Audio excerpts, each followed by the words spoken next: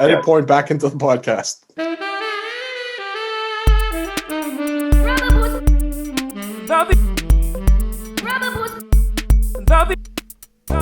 is the Rubber Boots Podcast, Season 8 of the podcast, brought to you by BetSafe.net. BetSafe.net. Thank you for joining us, we'll sure you have no regret. Even we can't believe we're not canceled yet. We're gonna tell some stories, we're gonna have a good time, you know for sure, we're gonna have a laugh. This is the podcast. This is the podcast. 100% free. 100%. That's it. This is the podcast. This is the podcast. BetSafe.net. This is the pod. That's it. This is the podcast. This is the pod. What? This is the podcast. This is the pod. BetSafe.net. Welcome to the Rubber Boots Podcast. It's my friend Stoff with a beautiful Ukraine flag behind him. Ukrainian flag, the flag of Ukraine, Ukrainian flag. There's a puppy with the same family portrait behind him that he always has. Awesome. And Lester with a door, just a door behind him, which signifies like Lester's always an artist. He's signifying his need to escape from the bounds of this podcast at some point in time. Look, it's been a super heavy week. All of us are horrified by what we've seen on television and the news reports. Obviously, our hearts go out to everybody in Ukraine. We know this pod is a place you come to escape. It's a place we come to escape, frankly. Our lives, our wives. Just kidding, honey. Just kidding, babe. I was just doing a joke for the pod. Yeah, just Obviously. a joke for the pod. The other Love three you, guys, not me. Obviously, she's still in Turks. Anyway. She's back. Is she back? Oh yeah, she's back. We'll get into that later. But yeah, it's awful. But as per usual, we don't want to spend. I think that I needed to turn off the TV yesterday because I'd been on it for about 6 hours straight. It was just driving me. It's so infuriating as well as heartbreaking. So we won't spend a ton of time.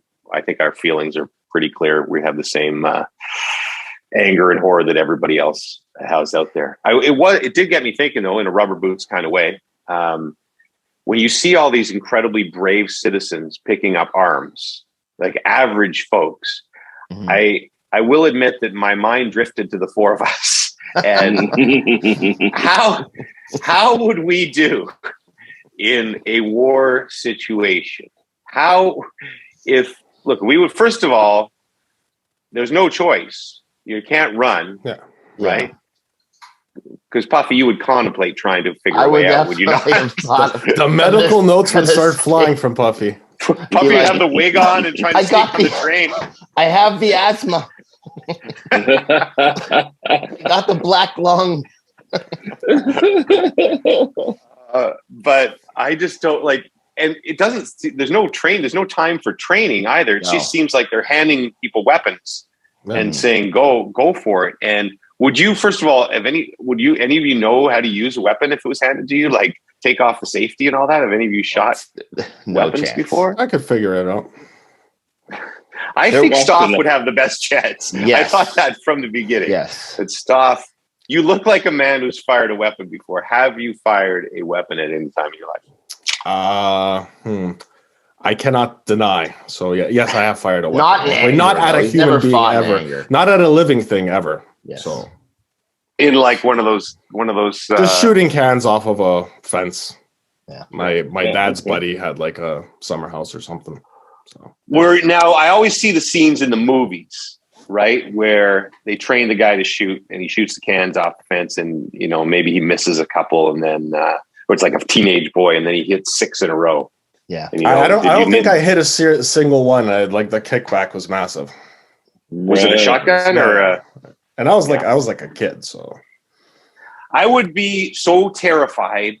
I would like to think none of us know what you would do if it was, because we're so far removed from that situation in Canada. But I would like to think I would be brave. be hopeful that I would be brave in that situation. But man, I just can't even fathom it. Well, did you ever see? Sorry, go ahead, Puff. Well, Tanya and I did have the discussion because I'm like, if say the U.S. decided they wanted to do what Russia's doing to the Ukraine to us, and Tanya and I both quickly got into agreement that we would welcome our new American overlords and become the 51st state. Like, no chance we're fighting that. Like, what's really going to change about our life? We wouldn't have health care. Okay, we'll figure that out. Get some insurance. Like, we were not fighting the U.S. Foreign nations, maybe, but we were not fighting the U.S. We don't have to worry about that, Puff, because the what's her name? Who's that? Lauren Brobard or whatever, one of the most despicable congresswomen in the world, who said the other day that, like the Ukraine, Canada needs to be liberated because of what's going on here. That's not good. Yeah, it's just anyway. I won't go there, but I think Lester would be. Lester's got good hands from the playing of the instruments. I'm anti-handgun, but if I have to fight, I'll fight. You know what I mean? That's it. I think that's where most people are with it. Like, do you remember, like, in the old battles where they used to have the bands on the field too, on the battlefield? Well, like a Civil War kind of thing. Yeah. Well, Lester could do that. I don't he could play while the rest of us are shooting. They should go. No, Lester, here's your saxophone. Thanks, guys. Hey. I feel so safe. Those wars were insane. I remember I think the movie was Glory, which was like the big movie when we were young that depicted the Civil War. And they would come in lines, right? Just to get across. Yeah, so 50 across, like 50 deep, and just walk at each other and shooting. So if you were in the first 5 lines or something, you had no chance. No. Right? It's the same as when we were talking about Squid Game and you drew the first spot on the going across thing. the jumping thing. Yeah. And I can't even fathom. It's nuts. And I think we would, like I said, you know what? Probably with our families and our country's freedom and being in that situation, I think we'd probably all fight and we'd all fight. It's hard to imagine, but at the same time, when you see what's going on over there, where these guys are literally driving, hours to the border to drop their families off so they can be safe, and then rushing back to, It's at that point, I think it's set in that it's life or death, and you're defending not just yourself, your people, your family. Everything. Heritage, pretty much your everything. So I think there's a bit of adrenaline that comes with that. I think there's, that sense of responsibility. I think you just draw on it a little bit more. And you see it out there. These guys are out there and they're holding up against a much more powerful army. And I should also mention a lot of the women have taken up arms too, even though it's a bit of an archaic rule. They have men stay, women and children go, but a lot of women have stayed and taken up arms as well. So it's, I saw something. There was a married couple they got married like 3 days ago, and then now they're side by side fighting.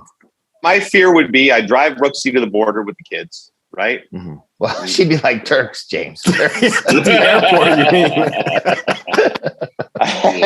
And I go back, I'd fight heroically, right? Mm-hmm. I'd be in it for months and just fighting heroically, and then I'd come out at the end and Brooksy be like, I met a guy in Poland. He assumed you died. We just didn't think you had a shot. Wow. I mean, the kids and I talked about it. We didn't think you had a shot. So we had to move on. Like I said, take a break from it once in a while because it's all consuming. And I know I haven't slept 100% great the last few nights just thinking about it. Definitely. And Brooksy's like, we got to, there's refugees coming here. We have to take in a family or whatever. And then you want to, because you feel so helpless, right? You want to help in some way, any way possible. So that would be great for the pod if we had a family of 6 Ukrainians in the living in the loft. Awesome. I could understand most of the stuff they're saying, so because the Polish and Ukrainian language is very close. So. Well, this must you're right next door, so you must be watching this through a different eyes than us. Oh, I mean, definitely. For my parents, I'm sure it's also very difficult to watch. Yeah, I mean, like Polish-Russian relations in themselves in the past weren't great. I can tell you guys a little story. This is actually kind of crazy, and it wasn't during a wartime, but the Russian army almost killed my father when I was young. And the way that happened was Poland was already in a post-communist state, but the Russian army very much just drove around kind of like they owned the place still for years to follow. And my dad was on his way to work driving, and he was just driving through an intersection through a green light, and this one of those, not like a tank, but one of those big army trucks decided to run a red light and T-boned him. And literally, it was inches from Lord knows what would have happened to him. And the crazy part is, this is one of my first memories as a kid, was being on a bus with my mom, and my dad literally pulled up beside us, and the front of the car was completely mangled. And I still remember seeing that, and he was somehow able to drive it, and he was driving it home, and we were banging on the window trying to get his attention, but we couldn't. But yeah, so that was, so there's definitely I understand, maybe the political side of it a little bit more, maybe the history of it a little bit more, but it's just a crazy time, and it's just like a madman that's leading this country. It's there's relations from the past that are difficult, but it's really for me, it's not a thing against the people of Russia or the Russian people, even though that there's history like that there. It's just because at the same time, when you see what their leaders willing to do to other countries, you also see what he's done to them, and that it's not a great government that leads their country. This war isn't great for the citizens of Russia either. It's not great for Russia everybody. At all. No. It's one guy's, crazy tirade, and, everyone else is kind of caught in the middle of it. So I was going to say, to bring it back to, we've all seen this footage of Putin playing these hockey games. If you haven't, folks that are watching on YouTube, or our listeners, go check out Putin playing hockey in Russia, because typically what happens is once a year, or a couple times a year, he gets together, and all these Russian veterans of international competition go, and they have this exhibition game. And to watch this game and watch this guy play, nobody checks him. So he scores 8-9 goals a game because nobody wants to get even remotely close to stopping him. Yeah, the goalies this don't want to is the stop type the puck. of tyrannical control he has on this nation. And it's I thought it was funny. At one point, he trips over the carpet even just to see what a buffoon he is. But I mean, this is the type of person that's running the country. The goalies don't want to stop the puck. They just if the puck's going wide, they'll somehow move the net so it goes in for Putin. This is the thing we're talking about with this person. So very, very tyrannical person, and just I hope, honestly, I think our best hope for anything is the Russians themselves rise up against him and say that's enough. And take him down. It's probably our only hope. Yeah. Right. Yeah. Is that it has to come within, whether it's some sort of coup, if one of his generals turns on him or something like that.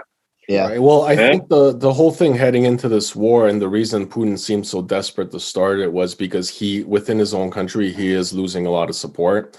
The opposition has strengthened a lot. When that opposition leader got poisoned, what was it, a year ago or 2 years ago, there's been a lot of backlash within the country.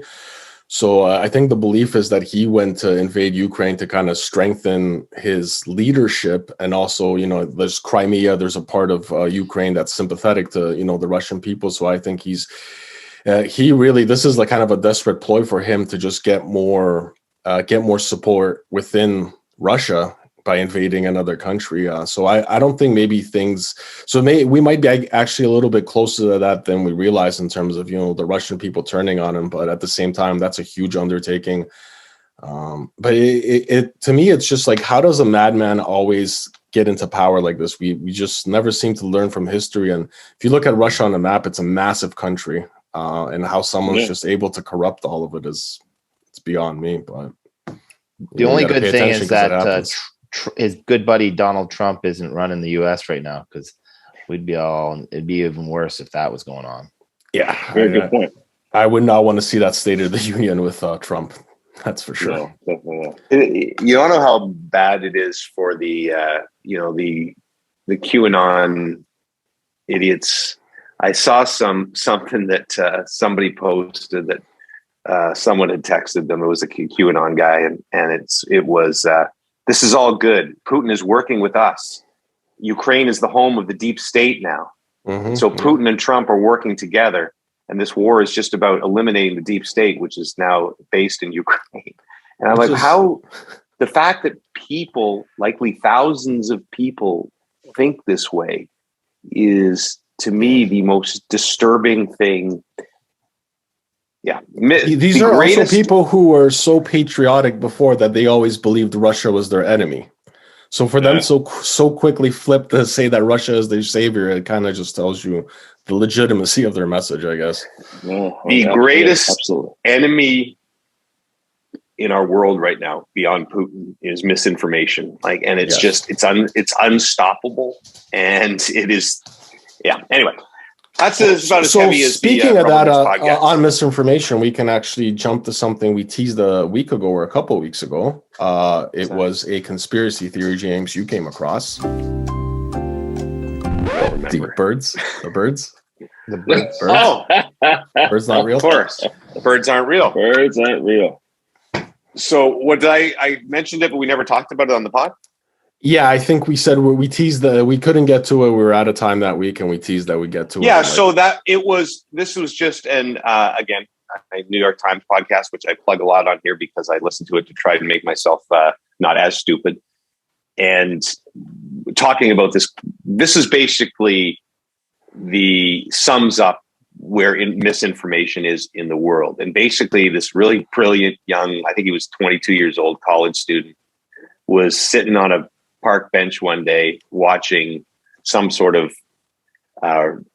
deep right-wing protest about something. I think it was anti-abortion or something. And he thought it was ludicrous. And he said to himself, wouldn't it be funny if somebody just did something completely random and just entered that protest? So he grabbed like a piece of cardboard, and the first thing that came into his mind was birds aren't real. So he wrote it on the cardboard and started walking with the anti-abortion protesters yelling, birds aren't real. And it got caught somewhere on film and put on Facebook, and sort of got a little bit of a, little minorly viral around Memphis or wherever he lives. And then he caught this and he said, well, maybe I'll do more with this. So he started posting stuff. And somebody interviewed him, I think, at the thing. And he had to come up with this thing on the fly because he just thought it up. And he said that in the 1960s and 70s, basically the Secret Service of the CIA, killed all the birds and replaced them with drones to spy on all of us. Science. And wow, brilliant. Right. But the amazing thing is this. So he started doing this, and the sort of younger generation, our kids' generation, sort of college students, got behind it, and they started holding protests in all these different cities, like screaming, "Birds aren't real! Birds aren't real!" And the posts are so funny. Like there was one about seagulls that he says, "Watch out for the seagulls because they have the new software in them, so they can get your visa information. If you look into their eyes, they can take your credit card information." But of course, some people have bought it and such. And it's the greatest satire of everything that's wrong in our world right now. And so much of, I was just laughing hilariously listening to this podcast. Cause he went on, he goes on talk shows. You can find the clips on YouTube, and he would not go out of character. Right. So he's telling the story about the drones and the the morning Live at 5 anchor or whatever at some station in Wichita does not know how to take this kid, whether to take him seriously or not. And he puked once. He made himself throw up on live TV once. It's just hilarious. So birds aren't real. Let's get the t-shirts. So he started this, I think it was in 2016 or something, or maybe even a little earlier. Because when the pandemic started and we had our first lockdown, I remember someone sent out a tweet saying this lockdown is only done so that the government could swap out the batteries in the birds. Seriously. And I just thought it was a funny joke, as in that's what's really happening. But I guess they were actually referring to this, conspiracy theory. It's crazy though. People will believe it. Oh, of course. And that really shows you the dangers of, misinformation. That's the whole point of this. But that's so crazy. I mean, people will believe anything. People believe that the Earth is flat, even, and call anyone who doesn't sheep, even though that the Earth being flat is the original view. And wrong. Another pod I'll plug right now is I think it's called. Oh shoot, I'm going to forget the name. The Bush Boys or something. It's by a Canadian. Basically, 15 years ago, two teenage boys just came out of the bush near Vernon, BC, and said that they had lived in the bush basically their whole lives. That their parents had a remote cabin, and they'd never been to school and never been to a dentist or anything like that. And so the town of Vernon became fascinated with them. They sort of adopted them. One lady in particular took them in. They were buying them food. They were living at the shelters, trying to get them back acquainted with society. But the cop in town was like, this is fishy, right? And eventually, I believe one of the CBC shows, The Fifth Estate or whatever, came to town to do a piece. And as soon as the piece aired, somebody called from California saying, these are my kids. And they were just basically two kids from California who ran away. Bottom line is now I'm getting to the part of the pod where they're 20 years later, the guy's going back to talk to the family and find out what the heck happened here. And the family is totally conspiracy theorists.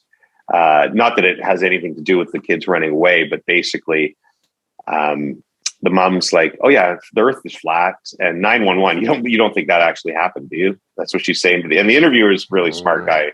And he's like, wow. Yeah. So there's some messed up people out there. And besides that, very normal conversations with a normal family. That's the thing that freaks me out, right? Yeah, you could have a beer with people. You could talk to them, about a million normal topics, but then you get on that topic and you go, they're bad crazy, right? Yeah, and that's what blows me away about where we are in the world right now. But they're thinking the same thing about you. 100%. What a gullible idiot. Yeah. One of my favorite shows of all time is Frasier, and there's an episode where he's typical sitcom stuff. There's a whole bunch of calamities, and he's trying to finally to go on a date with this woman, and all these things happen. He can't get together with her, so finally in the last segment he gets to meet her, and she says, "Oh, I got to catch a train." I said, "Well, at least I can drive you to the train station. It's about an hour and a half away, but we can talk." So she gets into the car, and it's like, "Oh, you look great. It's nice to see you," and everything. And she says to him, "So, have you heard the truth?" And she goes on with all these conspiracies about space travel and this and that. And he's got 90 minutes with this woman. And at no point until that particular point in the car does he have any evidence of this stuff. So, to your point, James, perfectly natural conversations. And then all of a sudden, this one moment that you get with this person, they corner you and start talking about. I actually remember another Frasier episode where he was going to endorse someone running for mayor. And that guy out of nowhere they were having a conversation on a balcony, totally normal guy, and then he revealed that he believed he was abducted by aliens. And Frasier into a panic because he was endorsing this guy. But so if we learned anything, Frasier, very good show. Yes, very good show. Time. Ironically, we talked about 9/11. Two of those creators were killed in the 9/11 attacks. If you believe that, of course. Yes, I didn't know that actually happened. Yeah, two of the creators of that show were on a plane. We're one of those planes on 9/11. Wow. Yeah. Look at the looper closing the loop, right? Fraser, and then brings it right back. Brings it right back. Well, yeah. Guys, this podcast has been really serious. Please, somebody quick, tell a dick joke. Yeah. Okay. I have a social dilemma. I'll help you guys out to change the subject. So during my week alone with Brooksy and the girls gone, it was just me and the dogs. And so a lot of walking the dogs, carrying Willow because she can't walk, and walking Hugo on the trails. And I usually leave Willow at home. So one day I'm out with Hugo on the trails and I see this guy. He's got a beagle. I've seen him a few times. We've met each other 4 or 5 times on the trails. You're trail buddies, right? Nice. If you walk a dog, you got trail buddies. Oh, hey, what's going on? And your dogs sniff each other, whatever. Well, our dogs have always kind of liked each other. So on this day, he says, "Can you put the leash down, let him play?" And my dog wants to play. I was like, "Sure." So they sit around and they play for 10 minutes. And I'm chitty chatting with this guy. And then, okay, time to go. And he goes, "Hey, the dogs really enjoyed themselves. Could you, and we're right kind of behind my house because the trails are behind my house." And he's like, "Do you think I could, bring them over on Saturday, play for a couple hours in the backyard?" And I'm like, "Well, I don't really want it. I don't want a friend." Yeah. I mean, I got you guys. I got a lot of friends. I'll come by and play with Hugo if you need. I mean, you always need new friends, but I don't know if I want to commit to a relationship like this, right? Like once pretty quick. And basically, to me, coming in the backyard for that's like a third base dog date, right? Yeah. And now you're in, and next thing you know, he wants to come inside and have a beer, and then then we're playing golf together, and then then we're going off for a week to Turks hanging out. I don't know if I'm ready for that. I have a policy when it comes to conversations with neighbors. If we've gone past the weather, we've gone too far. And I'm going inside. All I'm going to say on that is this, Jimmy. If this guy ends up golfing with you, Stoff and I are going to be pissed. Yeah, seriously. That'd be amazing. I can guarantee you they've already golfed together. I can guarantee you that's already happened. Hugo's just the next step. The thing is, I don't know if we even have anything in common. Like, we were mostly just talking about dogs and the weather the whole time, right? He was telling me the story about his dog and this other dog he'd lost, and I was telling him the story about Willow and how she might be gone. Is he an elderly gentleman? I'd say he's younger than me. I'd put him at 30, late 30s, kind of thing. Could be a swindler. Careful, Jimmy. Yeah, I don't like it. You're gonna start getting the text messages. Roxy was attacked at the dog park. A wife swapper. Well, Jimmy lived in one of those neighborhoods already, so he's prepared. Sounds like a bunny killer to me. Maybe he's the guy that killed your bunny in the backyard. It's true. So anyway, now I don't know. I didn't he was like, can I take your number or whatever? And I was like, I didn't bring my phone, so I had my phone. I don't remember my number. My phone number. Over there. That dog's got someone's ham. I gotta go. Listen, you might as well have said no. Just say, listen. Now you got to find new trails. Yeah, that's true. Now you don't go outside your backyard. You're out. You're done. Yeah. So now I don't know what to do. Sounds like a stalker. And by the way, I'm not an unfriendly person, and I know new friends are also all welcome in the world. And maybe he's a fine gentleman, and it would be good for Hugo, especially if we lose Willow soon. That Hugo needs some friends. I'm just not ready to make the commitment yet. We need to have several more trail run-ins, trail encounters. I don't go to the backyard till the third date. The trail stuff's the first date. I got that, Jimmy. I got that. I now get it. Third date. Wow. Now you're talking in the backyard? Mucking about? That's not even where I was going. See, Lester. Quicker than me.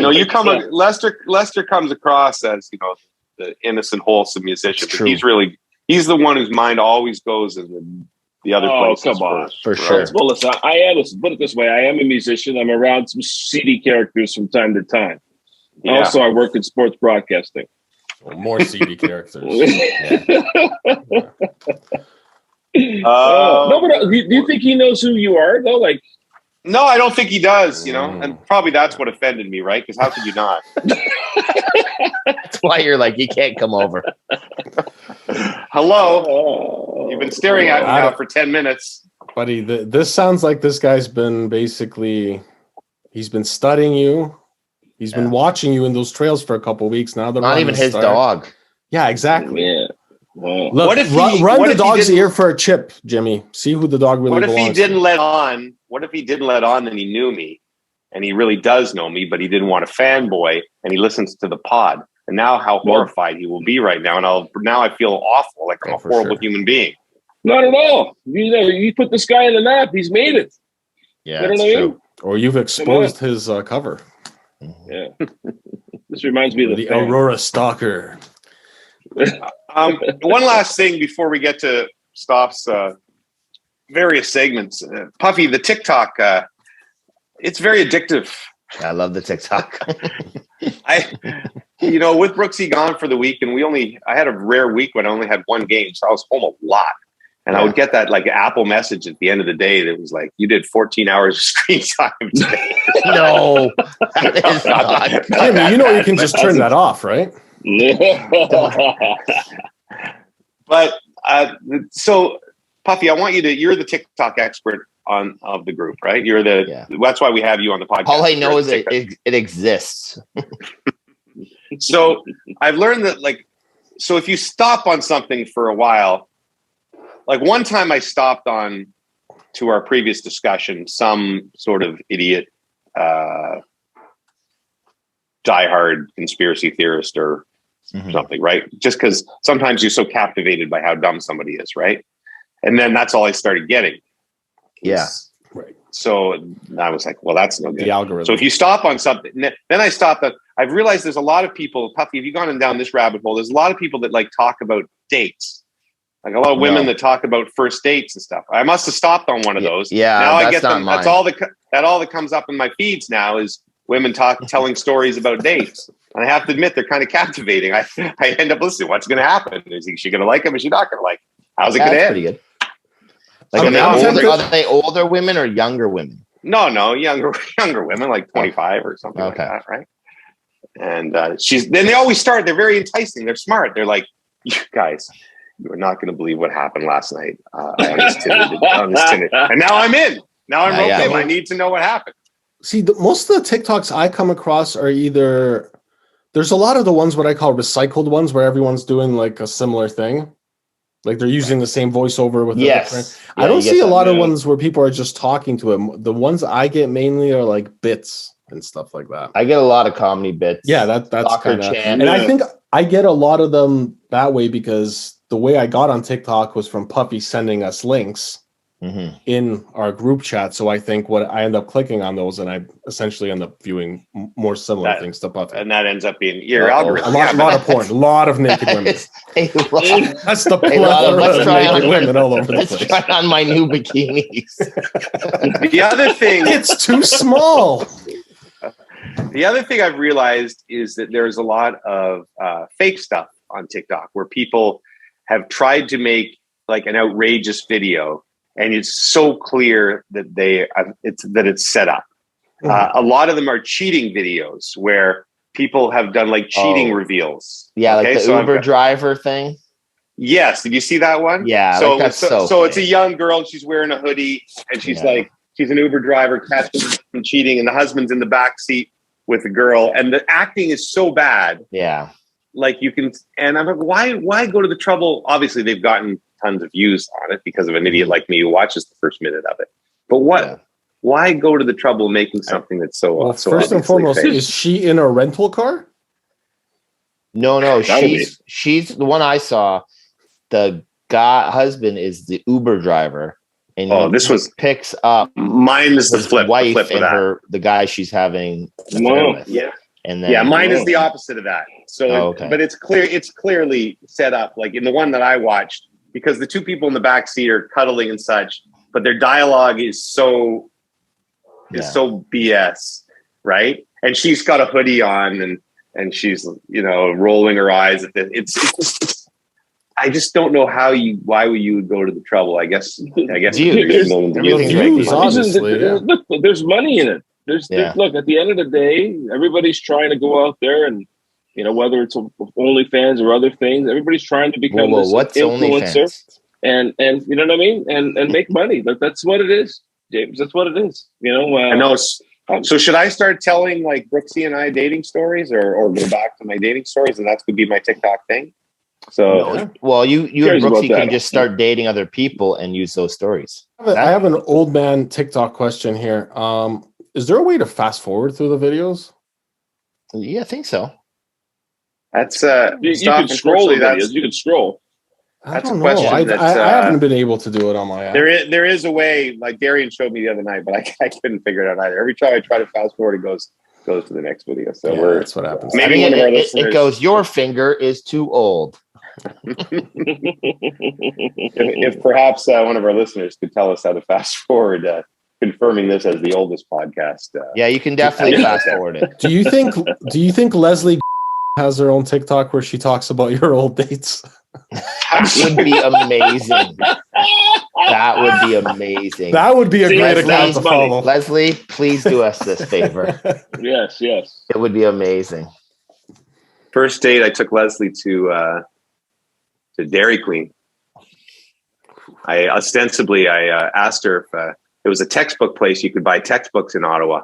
And this was, this is when I was still just she was in my class or whatever. And I was she was sitting in front of me, and I was trying to make some hay.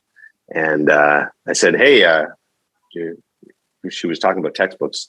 You want to go to that textbook place downtown, and we can pick up our chemistry textbooks together? Nice. And she was like, who the are you? I'm like, I'm the guy sitting behind you first week. And then so I took her to Dairy Queen, and I bought her a lime shake, because that was my thing that was my go-to thing back then, was the lime shake.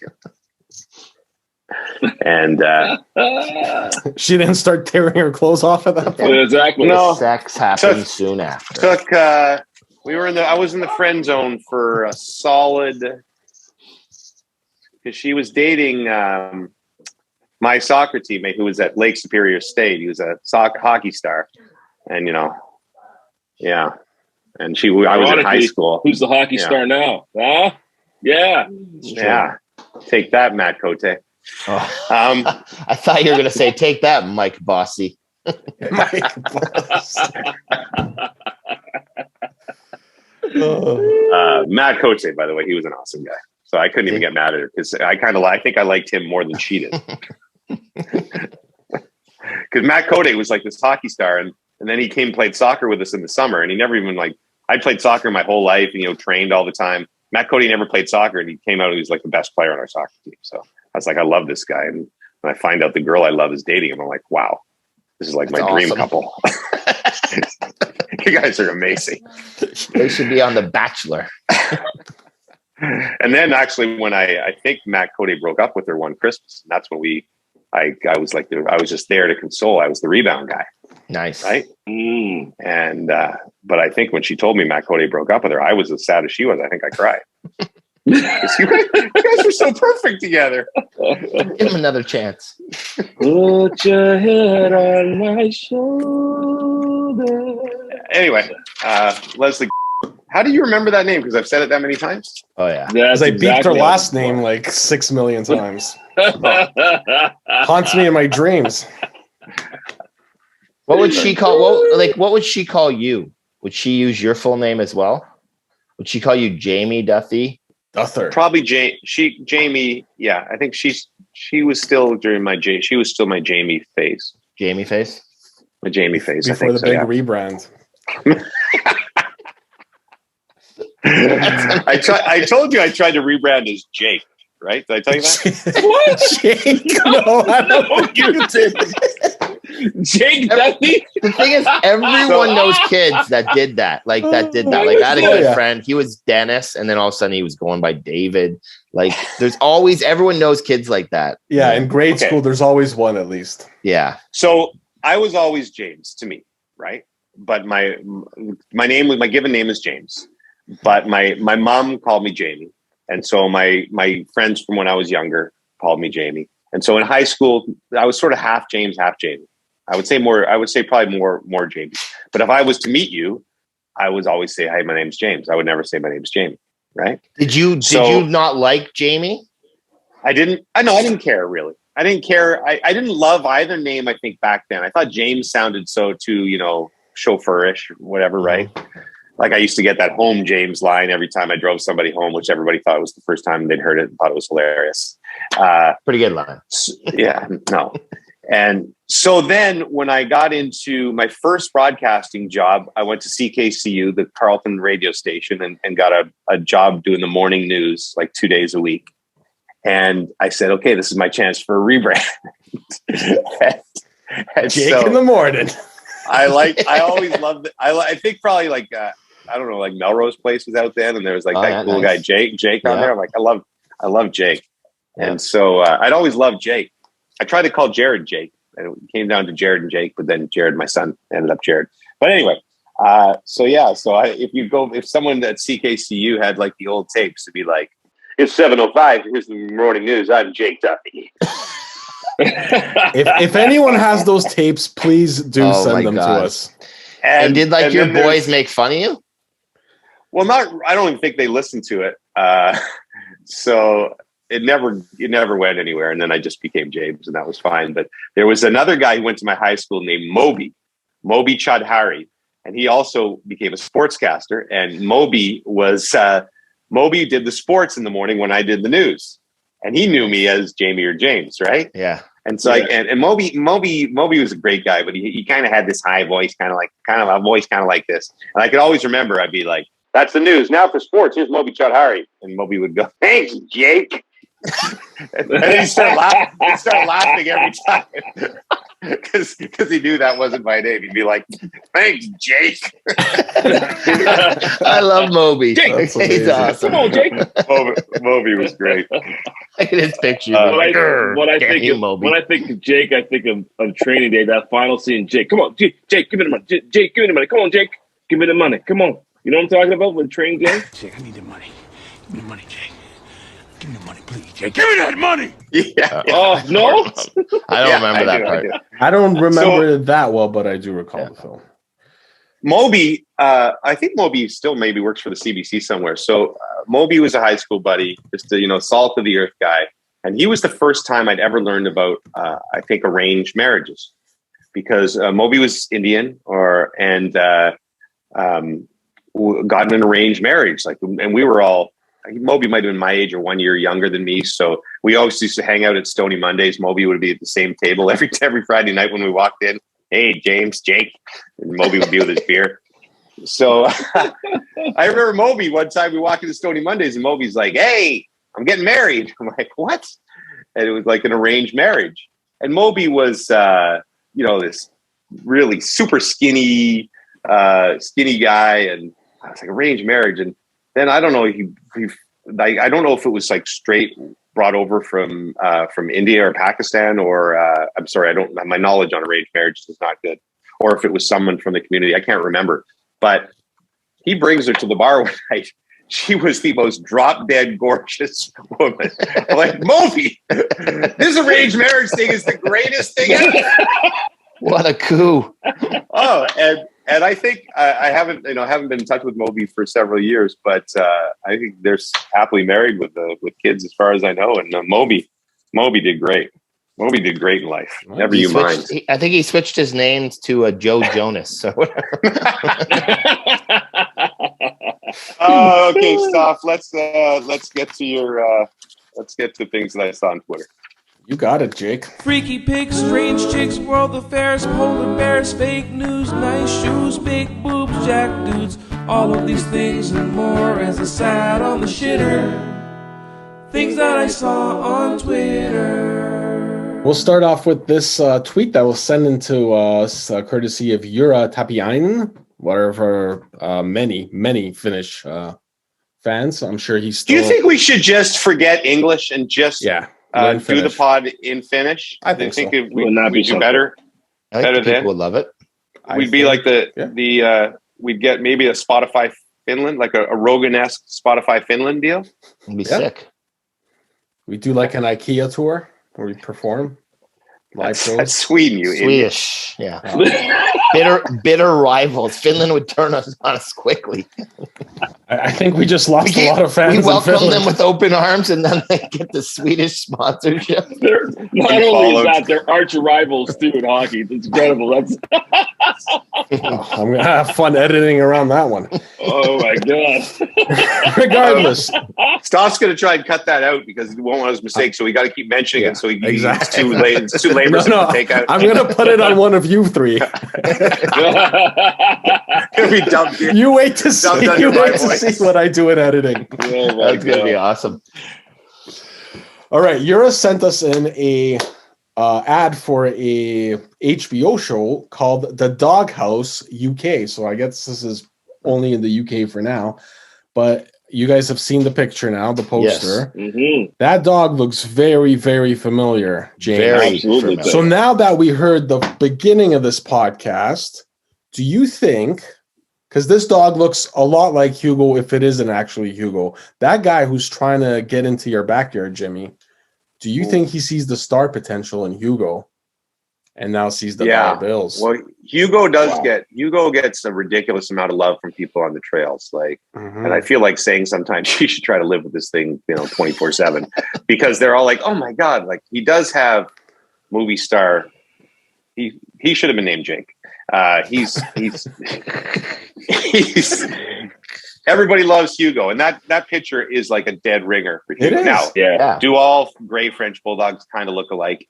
Yes. But sorry, is that racist? That's not nice. French bulldog racism. You apologize to Hugo right now. All right. A very special podcast.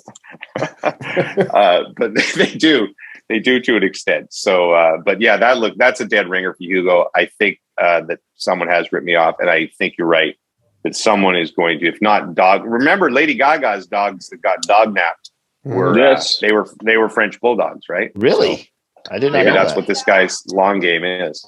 Yeah, that's not good. That's not good at all. You have another dog thing, another dog video. Yeah, sorry, I was just gonna say Yura wrote that no wonder Brooksy left Jimmy. Hugo's the new breadwinner in the house. So that was his comment. Wow. We do have another dog story here, and this is a dog. Now, I'm not sure where this is, but this their crosswalks are red and white, so I'm assuming this is somewhere in Europe. Anyway, there's a stray dog that shows up at a children's intersection, like where children cross to go to school, and leads them across the intersection every time. And when people don't stop by, he runs along their cars barking and causing a scene, all kinds of stuff. First question is, why are people not stopping when there's children crossing the road at an obvious crosswalk? But the other part is, this dog is very much a functioning member of society, a lot more useful than a lot of people I personally know. How is this guy still a stray dog? How come no one's adopted him yet?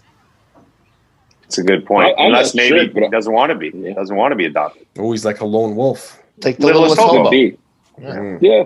What a great story though. So you guys are all dog guys. I'm not really an animal person, to be honest with you, but to watch this story and just to see how this dog is so compassionate and caring, it's a beautiful thing, man. It's a beautiful thing. It's kind of a nice ray of sunshine in our world today, I probably brought it up before on the pod in our previous 17 seasons, but there's a movie called Harrow, I think it is. It's a story based on a true story out of Japan, and it stars Richard Gere. The train station one. Like the most devastating cry fest. You made me pull ever. A clip for that. I almost balled my eyes out. This was in the beginning of the podcast. We did discuss this. So the basically true story, but it was from Japan and they Americanized it. Richard Gere plays a professor in, let's say, New York City, and he takes the train in every day from wherever, Jersey or something. And he dies. He has a heart attack and dies. And this dog goes to the station every day to meet him. And then he dies of a heart attack one day. And the dog, for the rest of the dog's life, goes to this train station every day and waits for this guy to get off the train. Wow. And they try to bring him back into the house, and he just escapes. And he lives by the train tracks, and every day just sits there waiting for the owner to come. Dogs are unbelievable. They're the greatest things in the world. The most loyal, loving things ever. Anyway, that movie will break your heart. And now I've given it all away, but I think it's called Harrow, a dog. There's a statue in Japan of this dog at the train station because it was so famous at the train station. That's very cool. We are now on to Rubber Boots. Reacts. Rubber Boots Reacts. Yeah, just the facts, Jack. That's what I'm talking about on this track. I play the sax, but I'll do it to the max. Rubber Boots Reacts. What? Here we go. Here we go indeed. Rubber Boots Reacts. What? Rubber Boots Reacts. Now, this one came across from our TSN Instagram. It is the 10-year anniversary of, and excuse me because I don't recall this gentleman's name, but it was the bowler who won a competition and then proudly exclaimed, Are you kidding me?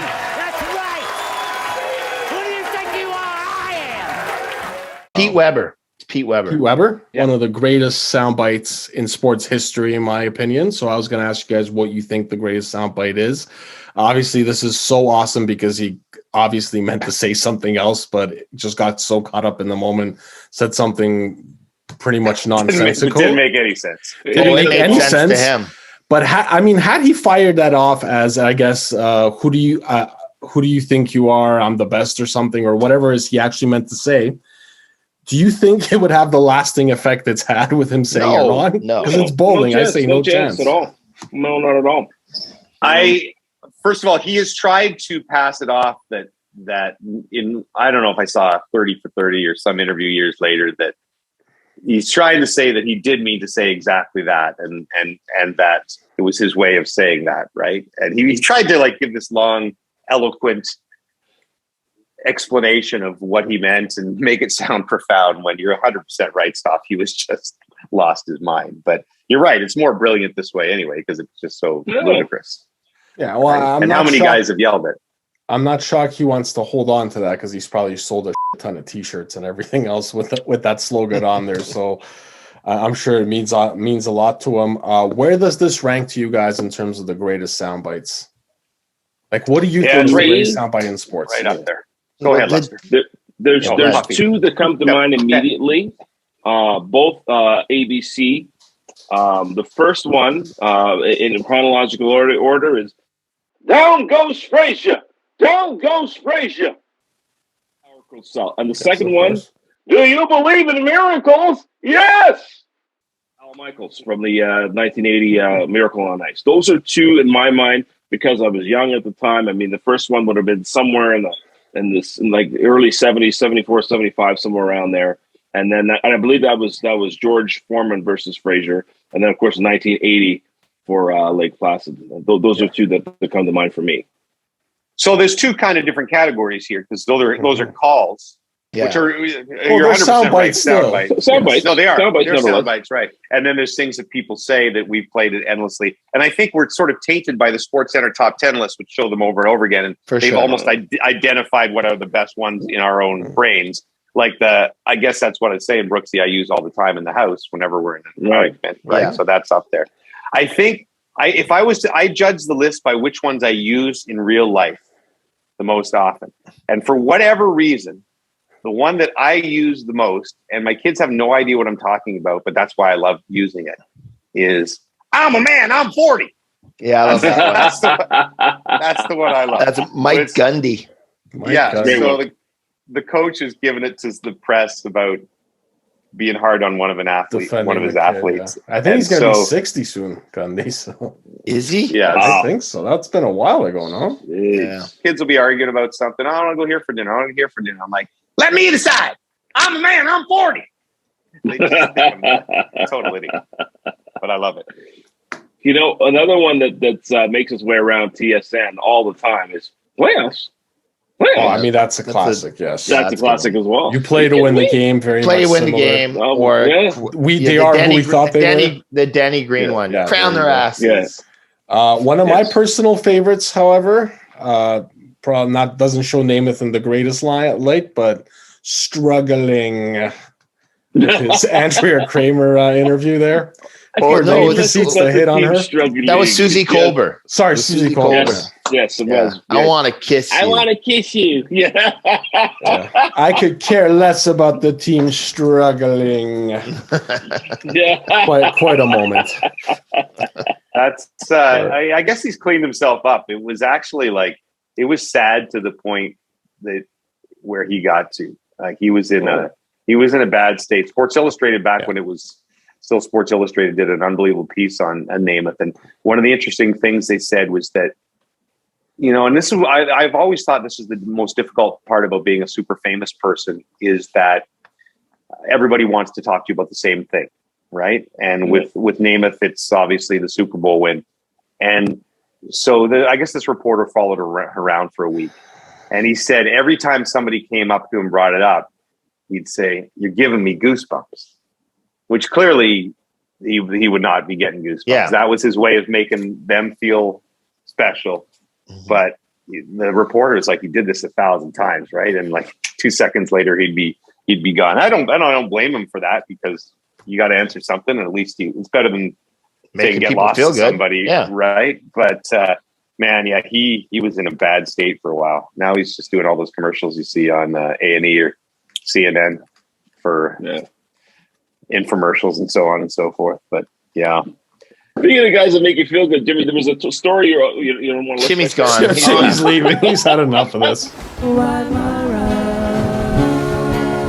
Edit point. That's an edit point there. Forget it. That's an edit point, definitely. What's going on over there, Jimmy?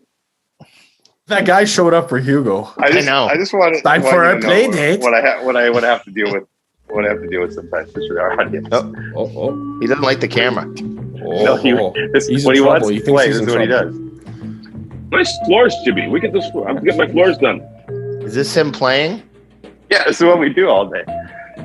He comes in, he wants to be chased. Sorry, I gave everybody a headache. Now he's just going to stand there and stand at the door, wait for this podcast to be over. Yep. I'm not chasing you anymore, buddy.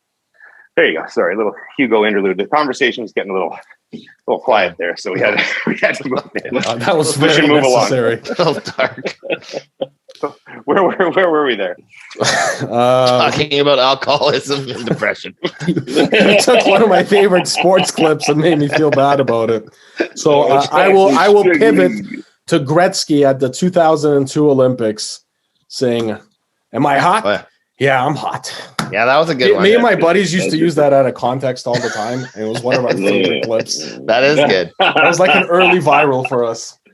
Let's get. That was Wayne's best moment ever. Jimmy, I think you got a loose hair. What do you mean? Oh yeah, you got a crazy loose hair. It's shooting up to the side. Look at this thing.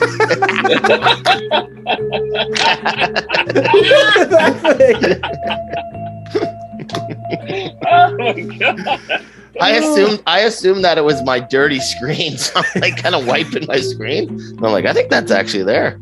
That looks like you look like what's her name in Something About Mary? Yeah. Oh, Cameron Diaz. Cameron Diaz. I was about to say. We should ask our listeners, because I'll think of some better sound ups during the week that we'll do a draft. We'll do a draft next week. We love drafts here. Sound right draft. You guys can be our Mel Kuypers. Let us know what you think are the best audio drops. And you know what? One of my this is not one like this would use in everyday conversation, but just because it was the 12-year anniversary yesterday. Cuthbert's golden goal call. Every time I hear it, like it literally does something to me every single time I hear it. Just in the way he delivers it. He's simply one of the best at capturing a moment, and just that line, not just the golden goal, but Canada has once in a lifetime gold. And I just, man, and having worked with CC again during the Olympics, that man brings it in the big moments. Anyway, not as good as Every Dog Has Its Day. Every dog has its day. Huskies, this one is yours. Jake, what about the CJOH? It's a good thing the Hawks didn't win that game. Wow. It would have tainted history forever.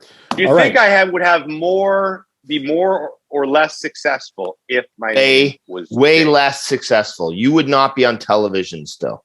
If you had gone to Jake Duthie, you would be done. Let's try it, Jimmy. Your next game, introduce yourself as Jake and have them do the font. No chance you'd be hosting our show. Ooh. Okay, what about this? So Duthie's not exactly a great TV name. It's hard to say. People say Duthie or Duffy.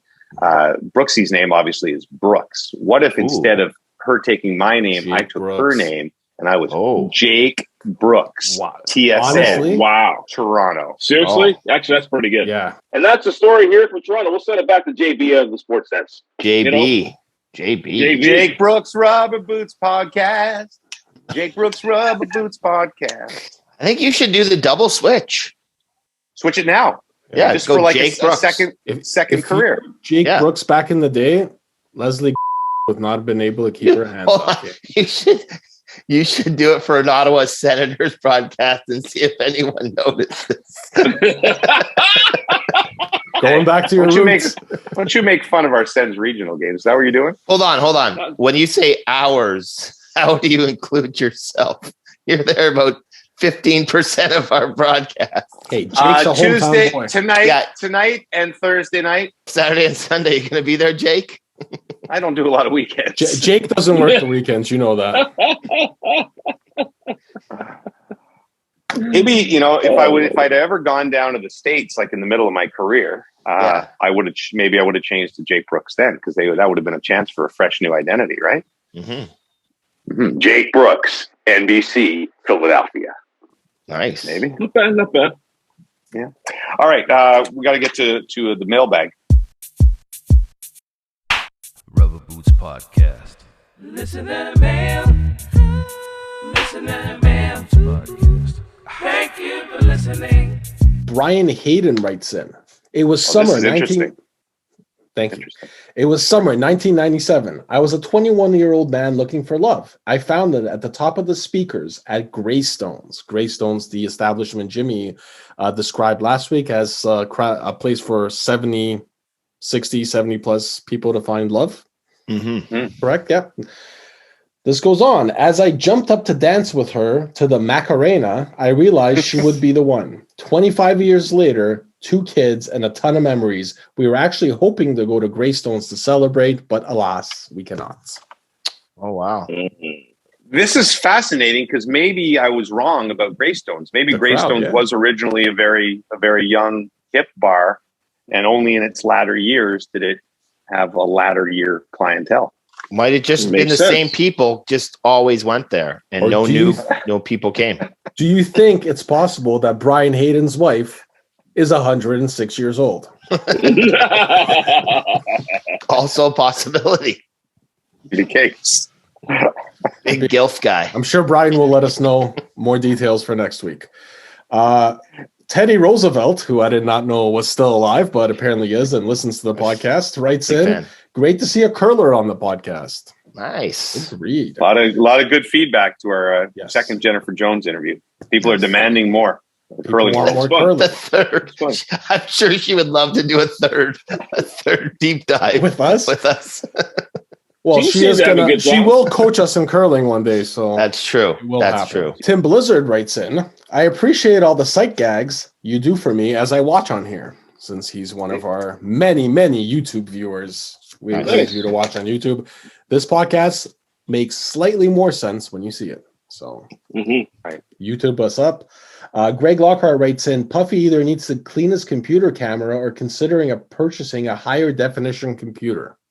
That is fair, both. It's a work computer I use, so I think Bell needs to hook me up. Yeah. You remember when he had the tape on the camera? Well, can you actually wash a screen, or do you have to have a special?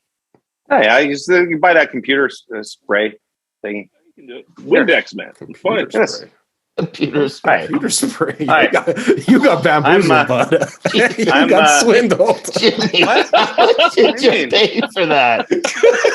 Like $60 for computer spray.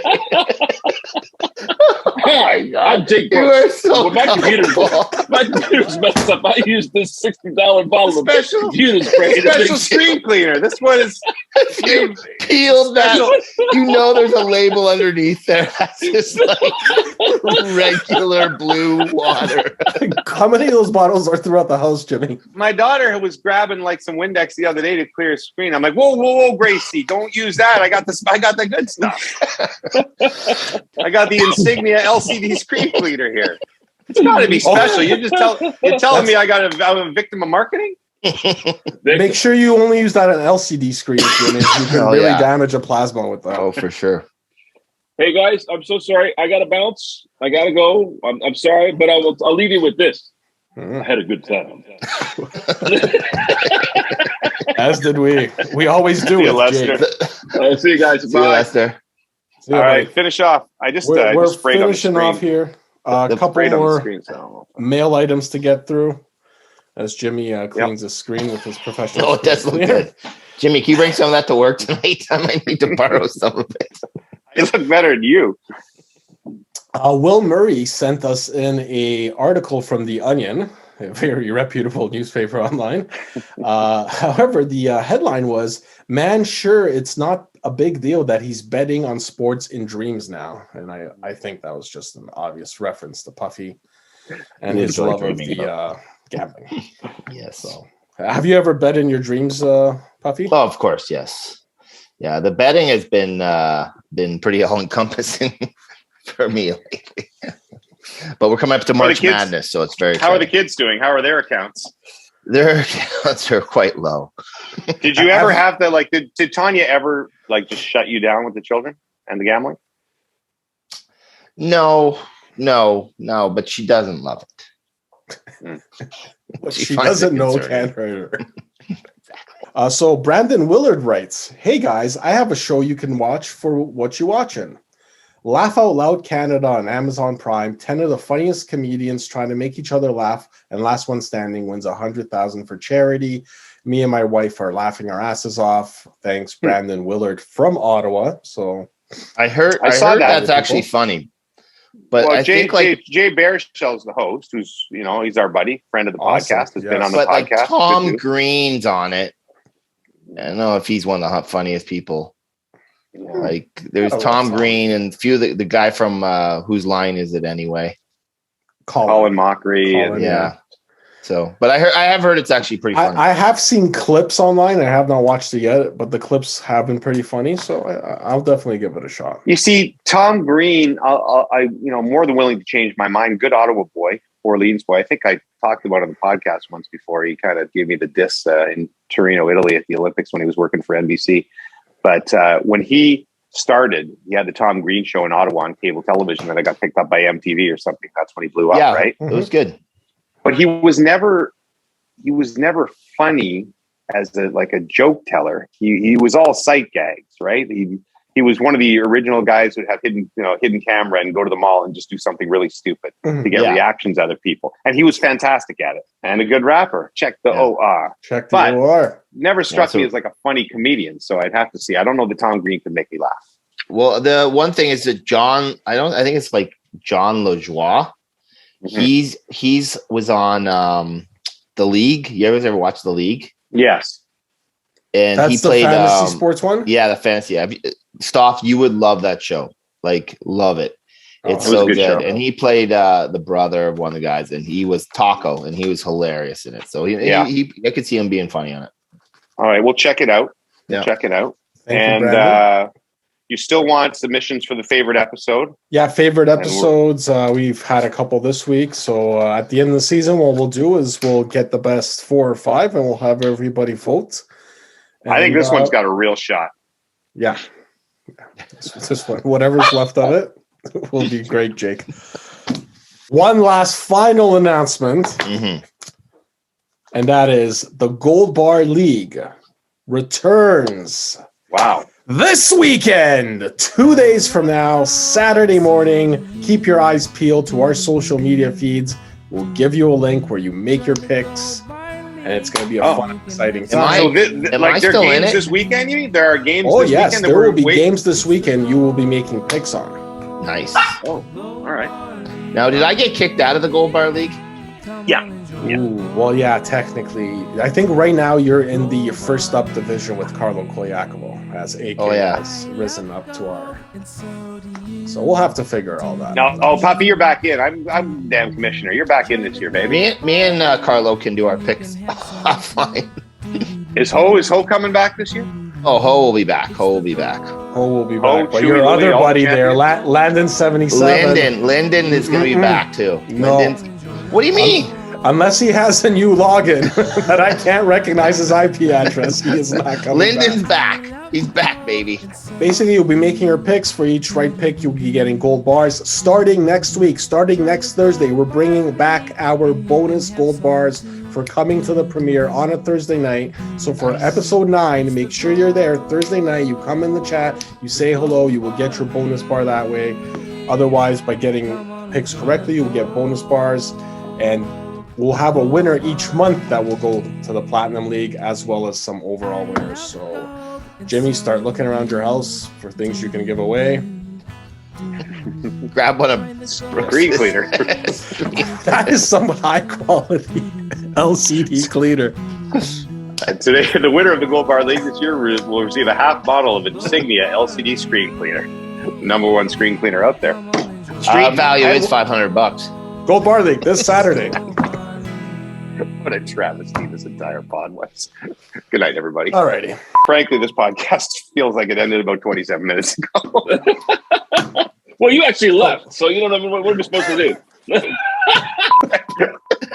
What are you doing? Reading? Are you reading something else? No, just the way you said that. I would like to add that to sound bites of the 2000s. our reaction of laughing, it means now I will have to edit it out. And scene. Hey, how are ya? I got a question that I really wanna ask ya. Wait, don't hang up. I need to know, so I'm gonna try and push my luck.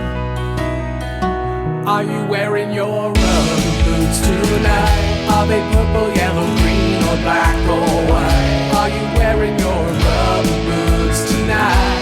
Do you like the dunk tank at the fair? Oh, I know it's a little strange, but my obsession with your choice of footwear in the rain.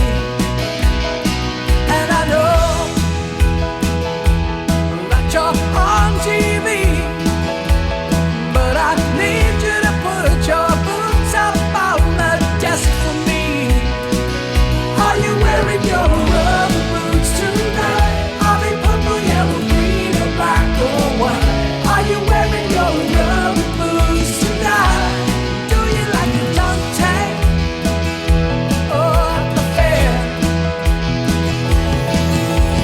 This is the part they call the bridge. A bridge has water under it. With rubber boots you can wade in the water. Just don't fall in. Are you wearing your rubber boots tonight? Are they purple, yellow, green, or black or white? Are you wearing your rubber boots tonight? Do you like the dunk tank at the fair? Do you really like the dunk tank at the fair? Dunk tank. Are you wearing your rubber boots tonight?